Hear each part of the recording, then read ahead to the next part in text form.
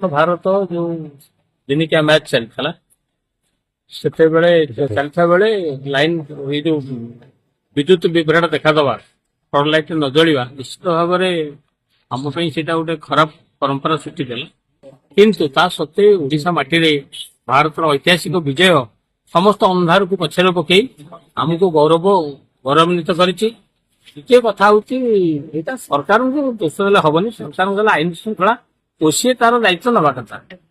OCA ଏଥିପ୍ରତି ଦୃଷ୍ଟି ଦବ, ଫ୍ୟୁଚରରେ ଏଭଳି ତ୍ରୁଟି ଯେଭଳି ଫ୍ୟୁଚରରେ ନ ହବ ସେଥିପ୍ରତି ଦୃଷ୍ଟି ଦେବା ଆବଶ୍ୟକ। ଆଉ ବିଶେଷ କରି ଅଷ୍ଟ୍ରେଲିଆ ମାଟିରେ ମଧ୍ୟ ଏଇଭଳି ଥରେ ବିଦ୍ୟୁତ ହେଇଥିଲା। ଆଉ ଗତ ସରକାର ସମୟରେ ମଧ୍ୟ କ୍ରିକେଟର ମାନଙ୍କ ଉପରକୁ ବୋତଲ ମାଡ ହେଇଥିଲା। ସେଇଟା ବଡ କଥା ନୁହଁ, କିନ୍ତୁ ଲାଇନ କଟିବା ଆଉ ଛି ଛି ଯୋଉ ନନି ଗୀତ ବାଜିବା ଏହା ଏକ ସୁନିଶ୍ଚିତ ଷଡଯନ୍ତ୍ର ନା ଦୁର୍ଘଟଣା, ଏହାକୁ ତଦନ୍ତ ସାପେକ୍ଷ କରିବା କଥା।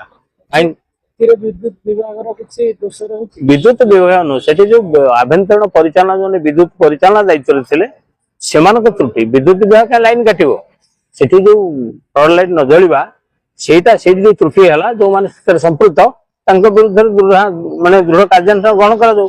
ଭବିଷ୍ୟତରେ ଭଳି ନ ଘଟିବ, ସମସ୍ତେ କର୍ତ୍ତବ୍ୟ ସଜାଗ ରହିବେ। କିନ୍ତୁ ତା ସତ୍ତ୍ୱେ କାଲି ଇଂଲଣ୍ଡ ଘରେ ଭାରତ ଯୋଉ ବିଜୟ ହାସଲ କରିছে ଓଡ଼ିଶା ମାଟିରେ ତାହା ଆମକୁ ଅଧିକ ଆନନ୍ଦିତ କରିଛି, ଉଲ୍ଲାସିତ କରିଛି। ଇଏ ତ୍ରୁଟି ପ୍ରତି ଫ୍ୟୁଚରରେ ଦୃଷ୍ଟି ଦିଆଯିବ। ଏ ତ୍ରୁଟି ପାଇଁ ସରକାରଙ୍କୁ ଦାୟୀ କରି ବିରୋଧୀ ଦଳ ଯୋଉ ପ୍ରସଙ୍ଗ କରୁଛେ ଏ ପ୍ରସଙ୍ଗ କିଛି କାମ ଦବ ନାହିଁ ଏବଂ ଏଥିରୁ ସେମାନେ ନିବୃତ୍ତ ରହିବା ଦରକାର। ନିର୍ବାଚନ ହାରିଲା ପରେ ଆମ ଆଦମୀ ତେଣୁ ସରକାର ଭାବୁଛନ୍ତି ଏଠାକାର ଭାବୁଛନ୍ତି ଯେ ଆମେ ଯିବୁ। ଏଇ ଲାଇଟ୍ ଅନ୍ଧାର 15 ମିନିଟ୍ ପାଇଁ ଏଇଟା ଗୋଟେ ବଡ କଥା ନୁହଁ। ଏହା ତ ଯେହେତୁ ଲାଇନ କଟିବା ବାକି ସେଇ ସମୟରେ ଛି ଛି ନନି ଗୀତ ଏହା ଏକ ସଂଯୋଗ ନା ଦୁର୍ଯୋଗ ପାଇଁ ଏକ ପୂର୍ବ ପ୍ରସ୍ତୁତି ଥିଲା, ଏ ଅଭିଯୋଗ ତଦନ୍ତ ହେବା ଆବଶ୍ୟକ। ଲୋକମାନେ କହୁଛନ୍ତି ସରକାର ଦାୟୀ। ସରକାର କାହିଁ ଦାୟୀ ରହିବେ?